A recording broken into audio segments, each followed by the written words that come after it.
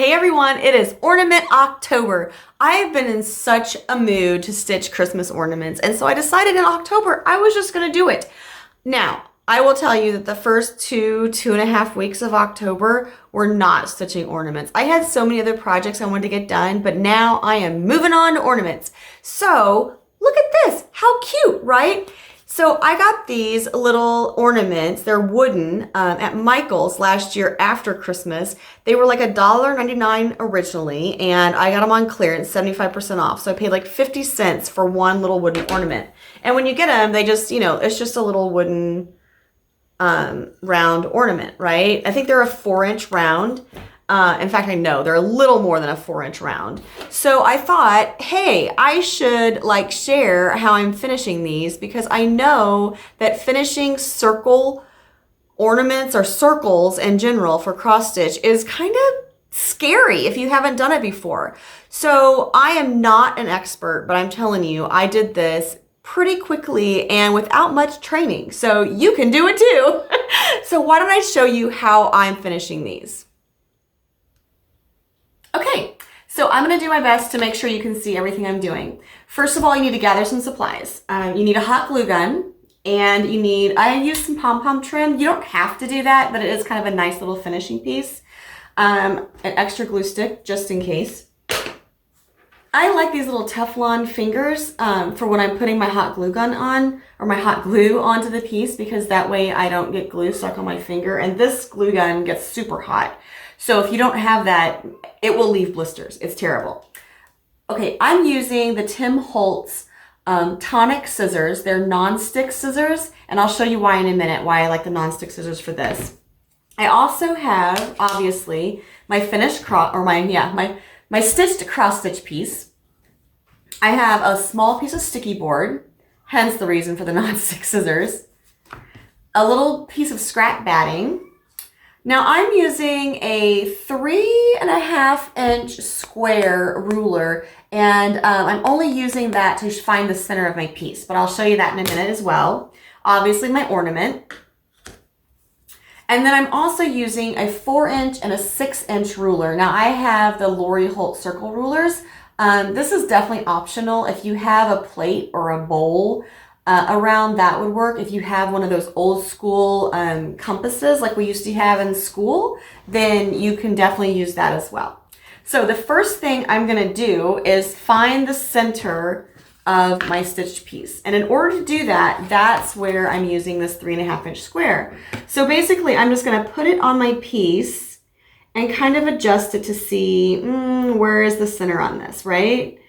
So I know that these give me about 3/4 inch above and below on the stitch piece, and then to the side I have, I guess what would be 7/8 on each side of it. Now once I find that, I'm not actually marking anything with this ruler, I'm just kind of looking to see where that stitch is on my piece. So now I know that the stitch for this piece is right here in the center, right there where that 45 in a square is in the center of my ruler. So that, I know that is the center stitch on my piece. So then I'll use my 6-inch ruler, not the 4-inch, but the 6-inch ruler to put, and this ruler has this little dot in the middle. Ooh, sorry about that glare, guys. That little dot in the middle right there. I'll put that right on that stitch that I decided was the center of my stitch piece. Then I'm just going to use an ink pen, and don't worry about it. It's okay. I mean, you can use a friction pen if you want to, but you don't have to. An ink pen is perfectly fine because you're not going to see this. And it's so far out away from your piece. Now, obviously, this is the ornament that I'm using is a 4-inch circle, all right? So I'm using a 6-inch ruler for my cross stitch piece. And so you want something that's a couple inches bigger than how you want it finished. And I just draw my line on this. And then I'm done with the 6-inch ruler. It can go hang out over there. It's fine. Then I'm going to get my piece of scrap sticky board, and I'm going to use the 4-inch ruler on it and just draw a circle. So there's my circle for the 4-inch. And then I'm going to take my scissors, and this is why it's helpful to have non-stick. and cut this circle out. Now, I know that Fat Quarter Shop is now selling some of the pre-made circles of sticky board, and that is awesome if you want that size. But I needed something a little bigger than that, so it wasn't going to help me at all. So here's something you can do just in case that size doesn't work for you. So that's just scrap. I don't care about that. Now, I've also decided that my ornament's 4" and this is 4", so I'm actually going to trim off just a little bit of this, and I'm honestly eyeballing it, okay? I'm going to see if I can turn this around so you can see what I'm doing. Hopefully you can. It's hard to look at you and look at what I'm doing, and sorry, but I don't want my ornament to be messed up. This is for realsies. All right, so then, okay, so I probably trimmed off like 1/4 inch. So I could look. This is closer to, yep, it's a 3¼ inch circle now. And it's probably not perfect, but that's okay. I might actually take a little bit off right here. Because I can see it's got kind of a little wonky spot there. Okay. This is the first time I've done one of these sitting down too, so whoo boys. Now, I'm going to take my scrap batting. And again, now I'm using my sticky board. I am not using the 4" ruler because remember we trimmed it down. So we want it to be the same size as the sticky board, not the circle ruler. And I'm taking an ink pen and just drawing around. And now I'm going to cut this out.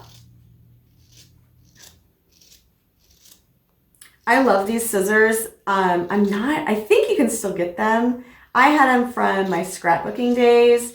They will cut through, anything. I've used them to cut beading wire. I've used them to cut all kinds of stuff, and they are the best. All right, so now I'm gonna peel the backing off of my sticky board, and I'm just gonna plop it onto my batting circles. Now I have 2 layers of batting. You can glue them together if you want. I'm not going to worry about it because batting, it's not going to fall off. It's okay. It's happy. It sticks together, and that's all I really care about. I don't need it to be completely adhered together because I'm going to put my cross stitch piece over it, right? Okay, so cross stitch piece, I'm going to cut on that 6" circle line that we drew earlier. La-da-da. This is like watching paint dry, I'm sure, but I'm cutting as fast as I possibly can. So I'm just cutting on that line all the way around my piece. Doop. Throw that over to the side. Oh boy, I will clean that mess up later. All right, now we're gonna set this to the side just for a moment. I'll put it over here where you can see it, and this is what we're making, yay. All right, so I have taken 3 strands of embroidery floss, and it does not matter what color this is. It really does not matter because you are not going to see any of it. So don't worry about that. Just like, a color you don't like or a color that you have way too much of or a color of whatever, it doesn't matter. I'm going to start with my piece face up, all right? And I have a knot in this end of my string. And I'm just going to, about 1/4 inch in, can you tell I'm a quilter? Everything's 1/4 inch. I take a quarter inch off the circle. I'm going to stitch 1/4 inch in. I'm just going to do a running stitch all the way around the outside of this piece. And when I say a running stitch, this is just all I'm doing. See those little stitches there? That's all I'm doing, all the way around.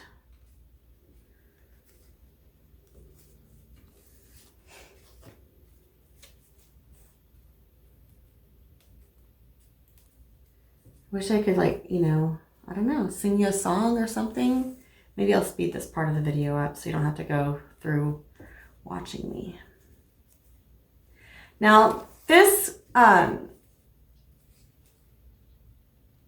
Aida cloth is a little stiff. And so I was really kind of concerned when I did the previous ones if it would work well going into a circle, but it worked great. So if your Aida cloth, or I'm sure your linen wouldn't be, but if your Aida cloth is kind of stiff, don't worry about it. It's gonna work. It's gonna be fine. All right, I'm almost all the way around. Now, if you've ever made a yo-yo for quilting or other crafties, then you know exactly what I'm gonna do right now. I am going, if not, consider your mind blown. I'm just gonna put this, and I'm eyeballing it. I'm putting it in the middle, and I'm gonna cinch this up. Now, I have 3 strands because I wanna make sure this does not break, right? And I am being a little careful, a little nice. If you have baker's twine, that might work really well. I'm just gonna hold this kind of taut as I flip it over and look at it. And that looks pretty good, right?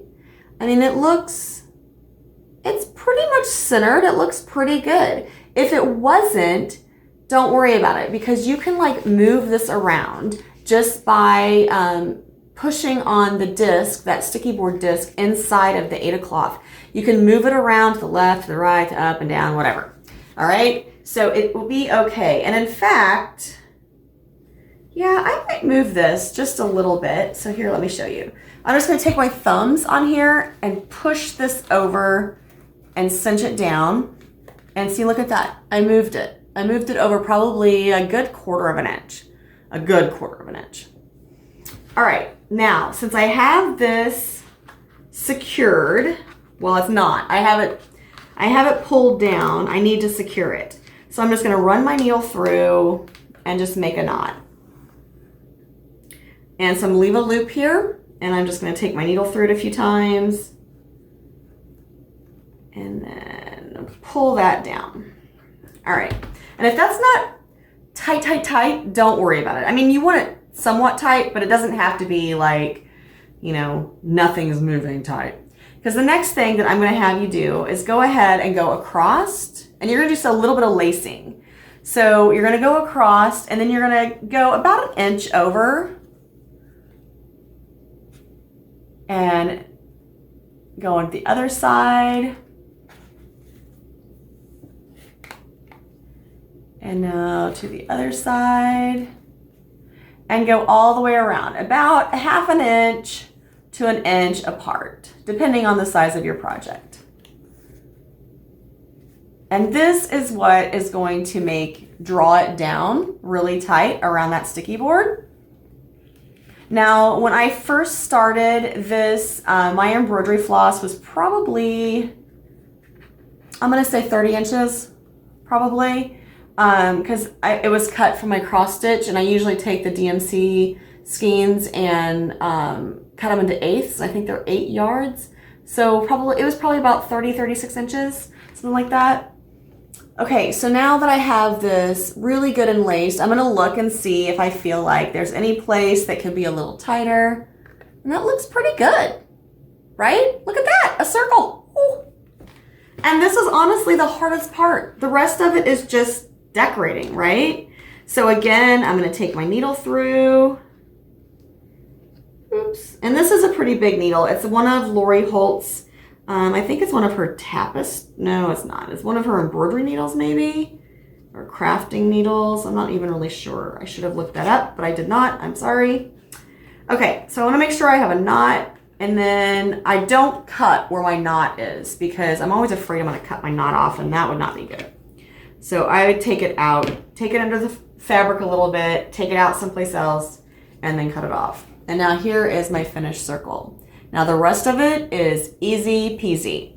All right, so the first thing I'm gonna do is I'm gonna take my Pom Pom trim, and I'm just gonna run a little bit of glue around the outside edge on the back of this piece, just so my pom-poms hang over that edge. And like I said, this is a very hot glue gun. So if you want to put on a Teflon, I mean, you know, I guess you don't have my glue gun, but if you have a hot glue gun and you want to put on a Teflon finger, this would be a good time to do it. You might get to hear me scream. That wouldn't be good. All right, and then I'm gonna draw that out a little bit. This is a lot more difficult sitting down. I can like smell the glue. I can feel the heat from the glue.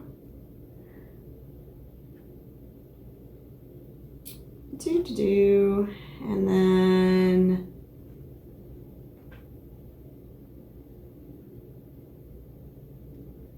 I bought this Pom Pom trim on Amazon. I got like, I don't know, 30 yards or something crazy for pretty minimal amount of money. So definitely check out some of their deals. I always check their daily deals to see if there's any craft supplies that I need. Okay, and now we're going to finish it off. And so we're just going to cut between those two little pom-poms and just kind of get that one into place so they're even. So here's my finished edge on that side, and that's what it looks like from the front. Cute, right? So fun. And if you put your pom-poms on there and then you cut them between two, most of the time you won't even notice where they come together. And if they do, I mean, you can clean it up a little bit if you want to, but it's gonna be okay. No one's gonna look that closely after you have it on there. So then the last piece that we have to do, we have to grab our wooden ornament. And then I like to run just a bead of glue around the outside. And this is why we have an extra glue stick. And then a big blob in the middle. Big blob. That's the fun one. Make sure these stay on there, just in case they have super duper hot Christmas lights. Okay, and then we're gonna flip this over. And I like to put the point of my ornament facing up, so I have kind of a focal point. And then we're just gonna press. And if the glue is still warm, you can still move it a little bit, because I did get that off a little bit because I'm sitting down. I would definitely do this standing up just because I feel like the point of view is a lot better and you can see what you're doing better, but this worked. Okay, I'm gonna press on that for just a second. Whew, that glue's so hot. I can feel the warmth of it through the sticky board, through the 2 layers of batting and the 8 o'clock. That's crazy, right? All right, so now here's our finished ornament. Ah! How cool is that, right? We did it. It was not hard, I promise. It was not. And I mean, that's like with me giving a tutorial in 15 minutes. So you can totally do this. You can totally do this. So happy Ornament October. I would love to see your ornaments. I hope that you join me again soon. And I should have another floss tube in probably a week or so. And I'll show you some of the ornaments I got done and my November calendar crate. So stay tuned. Oh, I always forget to do this. So make sure you follow me on Instagram. It's LauraB3677. Subscribe and hit the bell so you get all of the notifications. Make sure you like the video, leave a comment, all that good stuff. And I will see you again soon. Bye.